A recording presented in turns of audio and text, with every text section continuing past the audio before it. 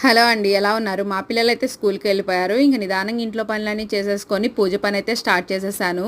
మంచిగా గురువారం కదా! అందుకని చెప్పేసి బాబా గారికైతే ఈ విధంగా గులాబీ పూలతో పూజ అయితే కంప్లీట్ చేసేసానండి. ఇంకా తర్వాత వర్షాలు పడే సీజన్ కదండీ! ఇంట్లో స్మెల్స్ వస్తూ ఉంటాయి. అలా రాకుండా ఉండాలంటే ఒక చిన్న టీ గ్లాస్‌లో ఈ విధంగా నీళ్ళైతే తీసుకొని దాంట్లో ముద్ద కర్పూరం గాని వేసేసి మూలన పెట్టేసామంటే మంచిగా దోమలు రావు. ఇల్లంతా మంచి సువాసనతో ఉంటుంది. ఇంకా వంటేం చేద్దాం అని ఆలోచిస్తూ ఇంట్లో టమాటాలైతే ఉన్నాయి. టమాటాలతో మంచి పచ్చడైతే చూపిస్తాను. రెగ్యులర్‌గా చేసుకునే పచ్చడి కాకుండా ఈ విధంగా చేసుకున్నాం అంటే నోటికి కారకారంగా, పుల్ల పుల్లగా భలే ఉంటది. అసలే వర్షాలు పడుతున్నాయి కదా! అందుకని మీరు ఒకసారి ట్రై చేయండి. ముందుగా మినపప్పు, ఆవాలు, జీలకర్ర అయితే వేపుకొని పక్కన పెట్టుకున్నాను. ఆ తర్వాత టమాటాలు ఒక అర డజన్ అయితే తీసుకొని మగ్గపెట్టుకున్నాను. ముందుగా మిక్సీ జార్‌లో మినపప్పు, జీలకర్ర, చున్నులపాయలు, చింతపండు అయితే మిక్సీ పట్టుకోవాలండి. ఆ తర్వాత టమాటాలు, 2 టేబుల్ స్పూన్ల కారం, హాఫ్ టేబుల్ స్పూన్ మెంతిపొడి కూడా మిక్సీ పట్టుకొని ఇంగు వేసుకొని తాలింపు పెట్టుకున్నాం అంటే ఎంతో టేస్టీగా ఉండే మినపప్పు, టమాటా